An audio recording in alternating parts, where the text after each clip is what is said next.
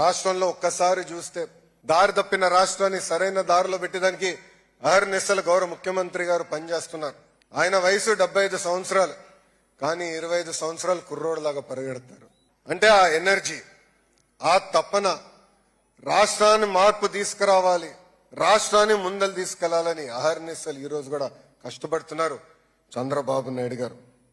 ఈరోజు speed of doing business లో Singapore ను ఒక రోల్ మోడల్ గా మేము తీసుకుంటున్నాం. ఎప్పుడు లేని విధంగా ఈ రోజు ఆంధ్ర రాష్ట్రానికి పెద్ద ఎత్తున పెట్టుబడులు వస్తున్నాయి.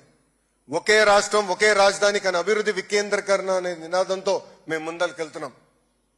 టీజీ భరత్ గారు ఉన్నారు ఇండస్ట్రీస్ మంత్రిగా.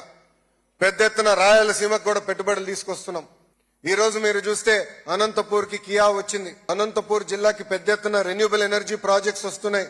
ఏకంగా కర్నూలు పట్టణానికి ఒక మొబిలిటీ వ్యాలీగా ప్రకటించి పెద్ద ఎత్తున ఈరోజు పెట్టుబడులు తీసుకొస్తున్నాం. కడప, చిత్తూరులో ఎలక్ట్రానిక్స్ మ్యానుఫ్యాక్చరింగ్ కంపెనీ, నెల్లూరుకి ఇప్పటికే పెద్ద ఎత్తున పరిశ్రమలు వచ్చినాయి, ముందలు కూడా వస్తాయి. ప్రకాశం జిల్లాని ఏకంగా సిబిజీ హబ్ గా మేము నియమించుకున్నాం. ఇంకా గుంటూరు, కృష్ణా జిల్లాకు వచ్చగల రాజధాని ఉంది.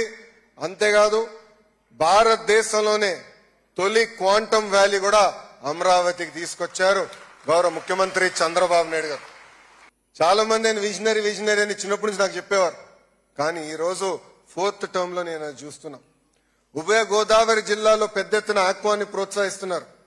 ఇంకా ఉత్తరాంధ్రలో ఐటీ రంగం, ఫార్మా, మెడికల్ డివైసెస్ మ్యానుఫ్యాక్చరింగ్, అంతెందుకు India's largest steel plant Arcelor Mittal plant కూడా ఉత్తరాంధ్రకి ఈ రోజు కూటమి ప్రభుత్వం తీసుకొస్తాం జరిగింది.